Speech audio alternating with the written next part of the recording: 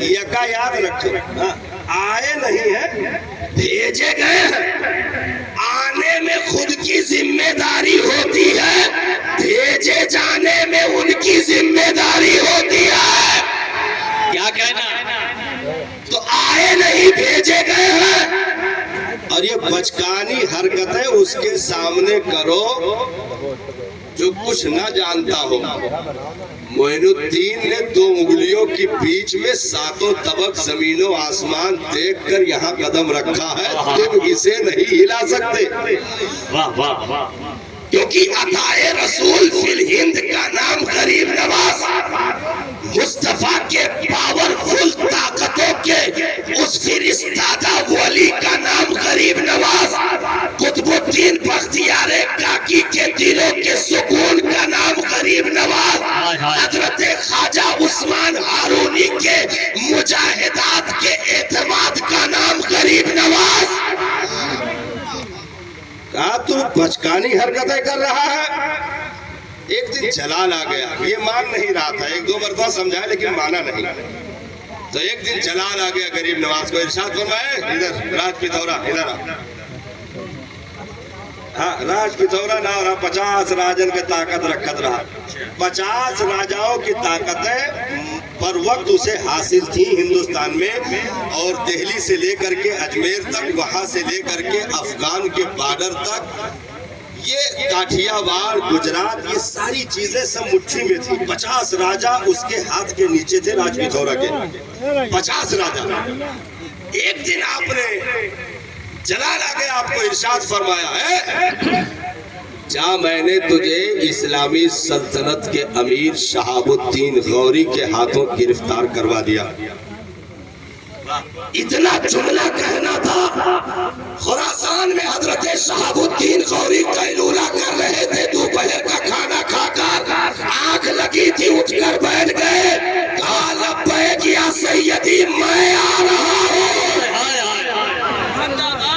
اب جو فوج شہاب الدین غوری کے ساتھ چلی ہے، ہندوستان کا رخ کیا، اجمیر انا ساگر پہنچے، راج پتھورا نے سامنا کیا، چند منٹ بھی نہیں لگے، اسے زنجیروں میں باندھ کر شہاب الدین غوری نے انا ساگر کے پاس کتوں کی طرح گھسیٹتے ہوئے اسے گھوڑے پر لاد دیا اور کہا فقیر سے ٹکرانے کی کوشش نہ کرنا، یہ ادنا سا اشارہ ہے، نسلیں برباد ہو جائے گی۔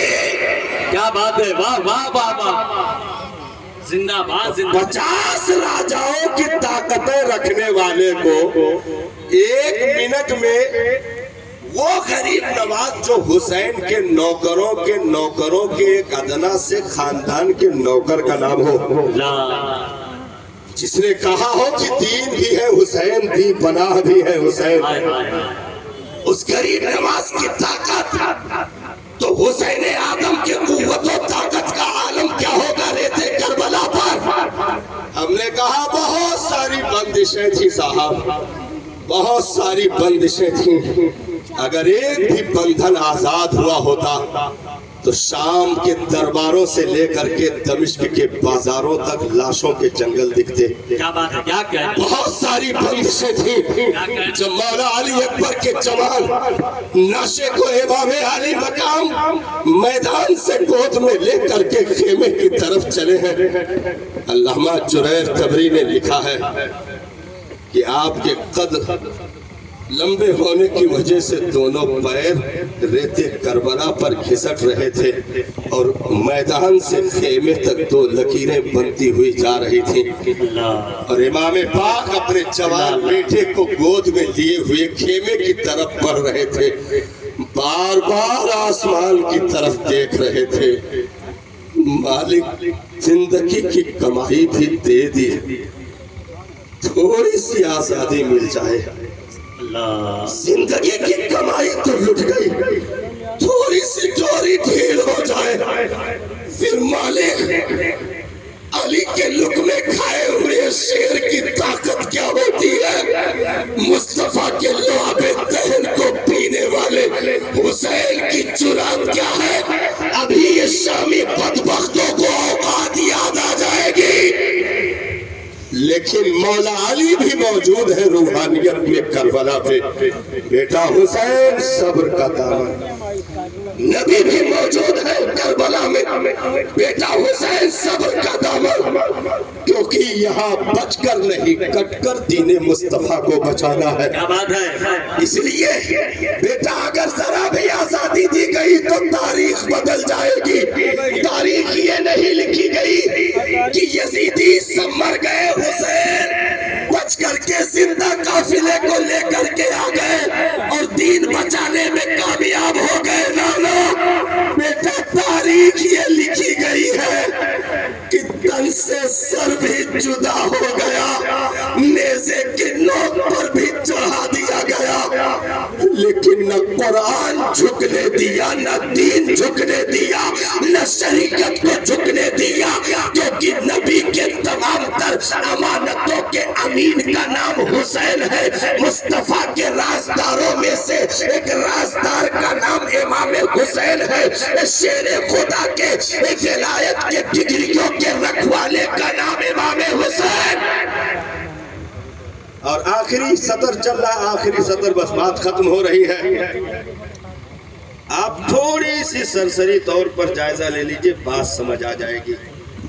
इमाम पाक आखिर मर्तबा मैदान में जाने से पहले इमाम ज़ैनुल आबिदीन मौला सज्जाद के खेमे में तशरीफ ले गए।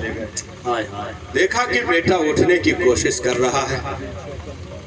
इमाम पाक ने उन्हें दिलासा दिया, थपकी दी और बिस्तर पे लिटा दिया।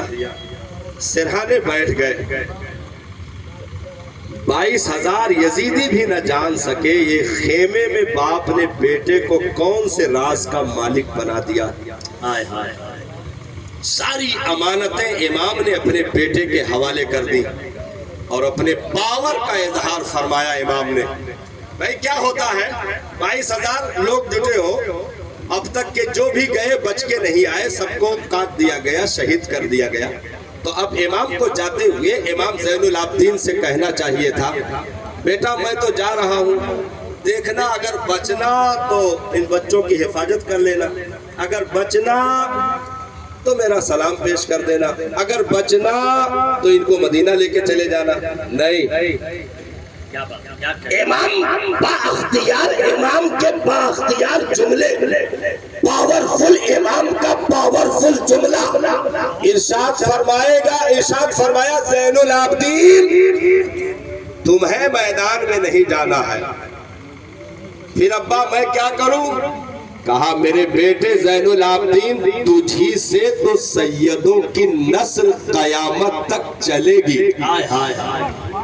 22,000 मौत के पुजारी खड़े हैं, सब जानी दुश्मन खड़े हैं, लेकिन ऐसे हालात में भी इमाम का ये कहना, बेटा ज़ैनुल आबिदीन तुम ही तो मेरा आखिरी सलाम नाना जान की बारगाह तक पहुंचाओगे, तुम ही तो इन हरमे मोहतरम को बहिफाजत मदीना लेकर जाओगे।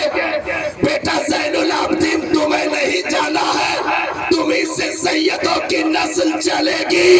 गोया इमाम ने यजीदी गुर्गों के सामने ये ऐलान कर दिया, यजीदियों जितने को भेजूंगा उतने को पाओगे, जिसको बचा लूंगा नजर भी नहीं लगा पाओगे, क्योंकि हुसैन बेअख्तियार का नाम नहीं, पावरफुल का नाम इमाम हुसैन है। सुभान अल्लाह, सुभान अल्लाह। और बचा लिया। भाई यही तो मुतालबा था ना, इमाम पाक हाथ दे दीजिए, हाथ दे दीजिए, हाथ दे दीजिए। हमने कहा चलो ठीक है, जिंदगी में नहीं पाए, कत्ल के बाद पा जाते। भाई इमाम को कत्ल कर ले गए, हाथ काट करके ले जाते, कूफा से लेकर के दमिश्क के बाजारों तक ले जाते, यजीद के दरबार में पेश कर देते और कहते हजूर ये जिंदगी में तो नहीं दिए, अब काट के ले आए हैं, हजूर ऐसा कीजिए कि इसको अपने हाथ पे हाथ रख लीजिए और तसल्ली कर लीजिए कि हुसैन की बैयत मिल गई। यजीदी सर लेकर चले गए जिसका कभी मुतालबा नहीं था। क्या बात है, क्या कहा?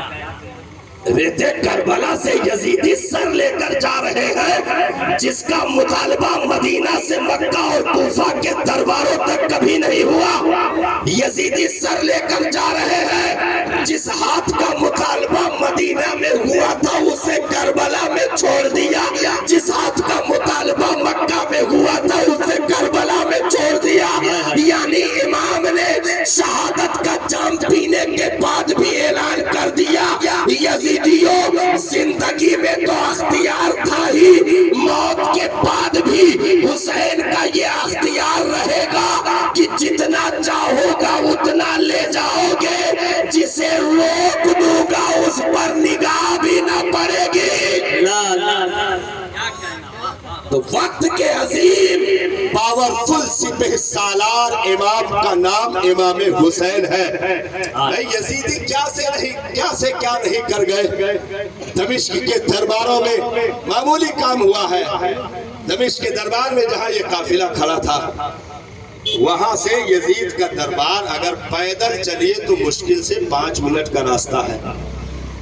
5 منٹ کا راستہ ہے. کربلا کے بعد یہ نہ بیٹھو ادھر چلا جاؤ, جب وہ چلا گئے تو کہتے ہیں یہ نہ ٹھیک لگا تو وہاں چلا جاؤ. پھر وہ چلا گئے تو کہتے کہ پانی بند کے جوڑے تو کہیں ہاں ٹھیک ہے بند کروائیو, نل کے پانی بند کروائیں, پانی بند کروائیں. پھر وہ کہنے بات کہیں کہ یہ نئے لوگ آنا ساگر کے قریب نہ جائے دو, وہ کہے پوترتا پہ یہاں آنچ آئی جائی. ہم کہنا آنچ نہ آ جائے چاہے آگ لگ جائے, ہم کہا کری بھائی کچھ بھی کرو لیکن یہ بچکانی حرکتن پہ اتارو. فقیر کو جلال نہیں آ رہا. کیا بات ہے. کہیں نہیں ہے نا بیٹھو وہ بیٹھ جاؤ تو واقعی اٹھ کے چلا گئے. جلال نہیں آ رہا. ایک دن غریب نواز نے بلایا, بات کربلا کی ہو رہی. سر حضرت ایک دن غریب نواز نے بلایا اور کہے اے راجپوت ہو رہے بچکانی حرکتیں جب سے آئے نا, جب سے پن لگائے کو ادھر بیٹھ جا ادھر نہ بیٹھو یہ کھڑا ہو جا. تو اب جہاں پر یہ قافلہ رکا ہوا تھا آج بھی وہ نشان پڑا ہوا ہے. وہ ممبر بھی موجود ہے جس پر خطبہ ہوا تھا, وہ کٹگرے بھی موجود ہیں جہاں قیدیوں کو کھڑا کیا گیا تھا, دربار بھی موجود ہے جہاں یزید لعین بدبخت بیٹھا ہوا تھا. تو وہاں سے اگر پیدل چلیے تو 5 منٹ کا مشکل سے راستہ ہے, لیکن تاریخ بتاتی ہے صاحب اسی موڑ پر بھری دھوپ میں 7 گھنٹے قافلہ کھڑا رہا. 7 گھنٹے قافلہ کھڑا رہا. ہم نے کہا او یزید کی محبت کے دم بھرنے والوں, تم نے کیا تاریخیں نہیں پڑھی. 7 گھنٹے قافلہ کیوں کھڑا رہا؟ کیونکہ اندر سجاوٹ چل رہی تھی. دمشق کو سجایا جا رہا تھا, جشن کی تیاری چل رہی تھی, اس لیے ادھر کھڑا کر رکھا.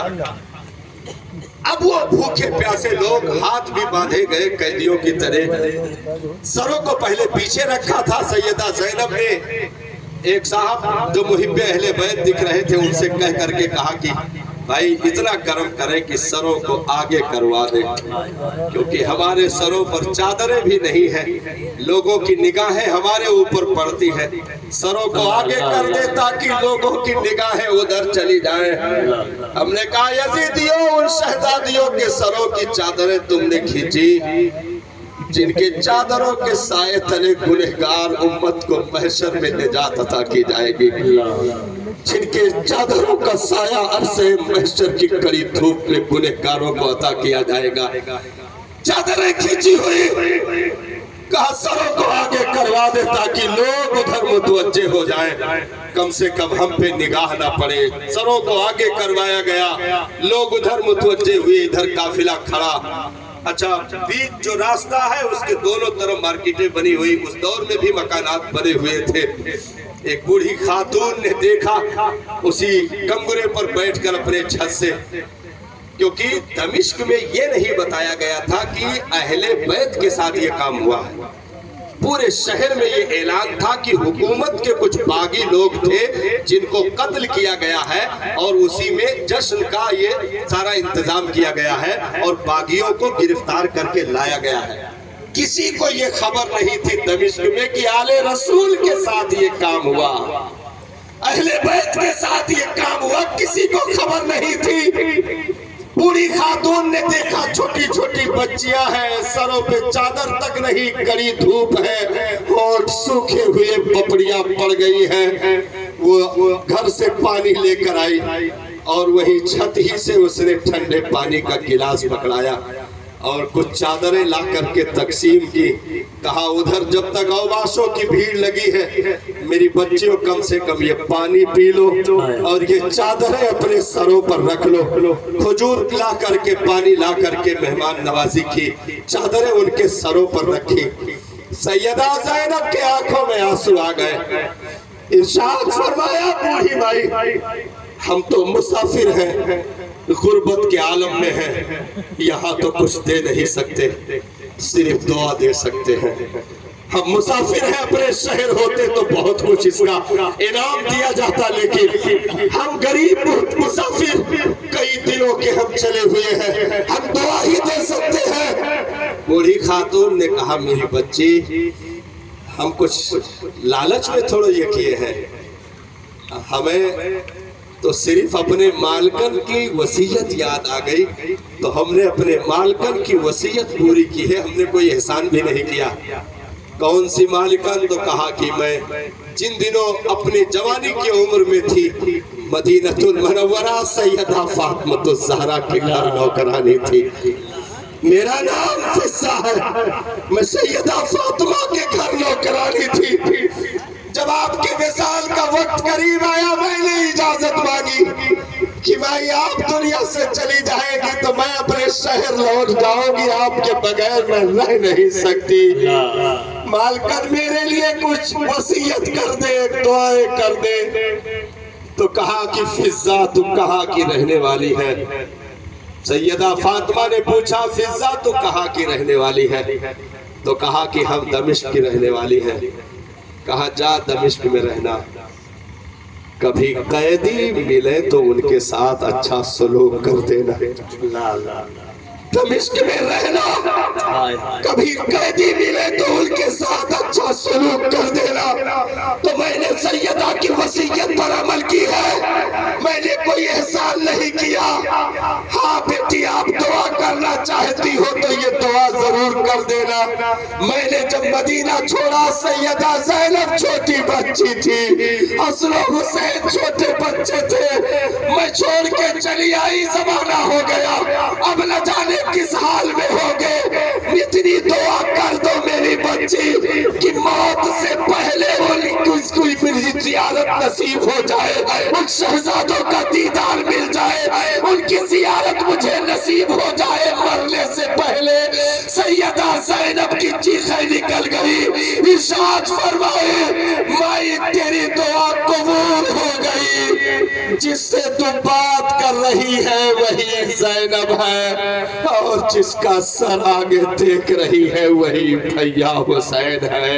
یزید کے دربار میں کھڑا کیا گیا، ان کے ہاتھوں میں رسیاں بندھی ہیں جن کے اشاروں سے قیدیوں کو گنہگاروں کو آزادی نصیب ہوگی۔ صاحب یہ بدبختی، یہ شومی قسمت، وہاں سارے لوگ کھڑے تھے، اچانک جو ہے یزید نے یہ کہنا شروع کیا معاذ اللہ سیدہ زینب تیرا سب کچھ لٹ گیا، تیرا سب گھر برباد ہو گیا، تیرے بچے چلے گئے، تیری نسل چلی گئی۔ یہ باتیں ہو ہی رہی تھی، اتنے میں صاحب آخری جملہ مسجد سے اذان کی آواز، اللہ۔ اچھا اس دور میں بھی اذان ہوتی تھی تو دربار خاموش کر دیے جاتے تھے، دربار پہ سناٹا طاری ہو گیا۔ سیدہ زینب نے کہا ذرا غور سے سننا اس آواز کو۔ جب اس فقرے پر، اس جملے پر مؤذن پہنچتا ہے اشہد ان محمد رسول اللہ،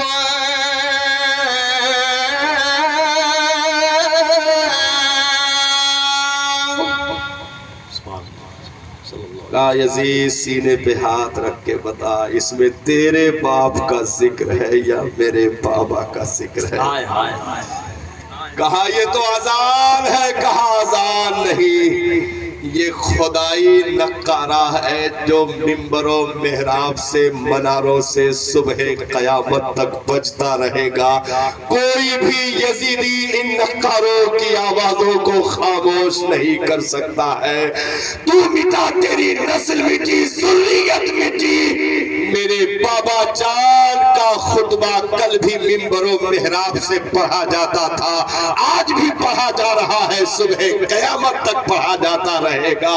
تو دین کی حریت کا نام امام حسین ہے، امت کی آزادی کا نام امام حسین ہے، امت کی زندگی کا نام امام حسین ہے، شریعت مطہرہ کی رونق کا نام امام حسین ہے، قرآن کے اجالوں کا نام امام حسین ہے، امت کے لیے صراط مستقیم کا نام امام حسین ہے۔ جو مصطفیٰ جان رحمت کے 63 سالہ قربانیوں کا ترجمہ بن جائے اسے حسین کہتے ہیں، جو قرآن مقدسہ کا مفہوم بن جائے اسے حسین کہتے ہیں، ہم گنہگاروں کے لیے جو نجات کا ذریعہ بن جائے اسے حسین کہتے ہیں۔ بس بات کمپلیٹ ہو گئی۔ اب حضرت قاری محمد علی فیضی صاحب کو آپ کو سماعت کرنا ہے، 2 شعر برکتاً لے لیجئے، اس کے بعد پھر بات ہو جائے۔ اب بھائی ان لوگوں کی موجودگی میں پڑھنے کا مطلب ہے رو رو بھیانوا بجائی بھائی، لیکن کوشش کی ہے لیتے آئی کہ اے بہت نہیں بس صحیح کہتے وہ وطن آکے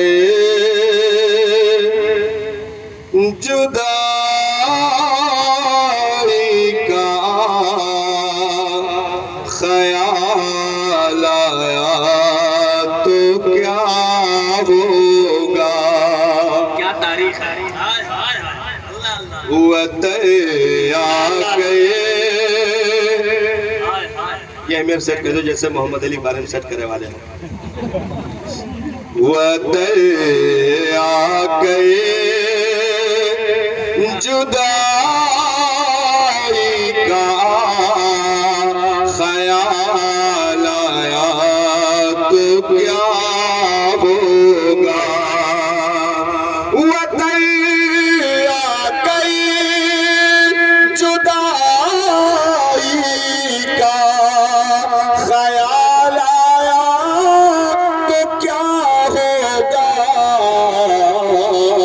تصور میں مدینے کا جمال آیا تو کیا ہوگا، تصور میں مدینے کا جمال آیا تو کیا ہوگا، مدینے میں پہنچ کر یاد جنت کی نہیں آئی،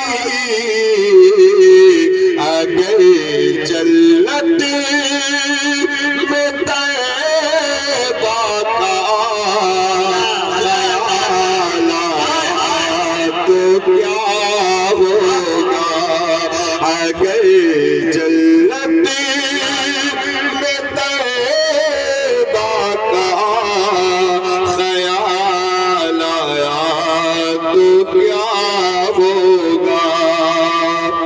دلٹو منقبت یک تو عقیدہ ختم ہے، ایک عقیدہ ہے، گسان تو نہ ہے، بودھ سبحان اللہ،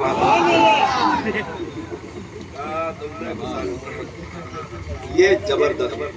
فقط مسکان سے لاکھوں یزیدوں کو ہلا ڈالا، اگر ننھے سے اصغر کو جلا لایا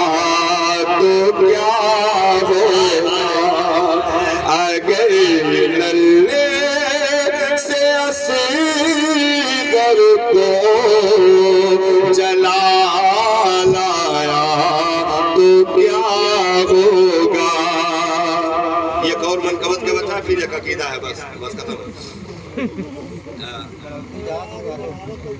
تو کیا ہوگا وہ جس نے ایک انگلی پر کرے خیبر گھما تھا،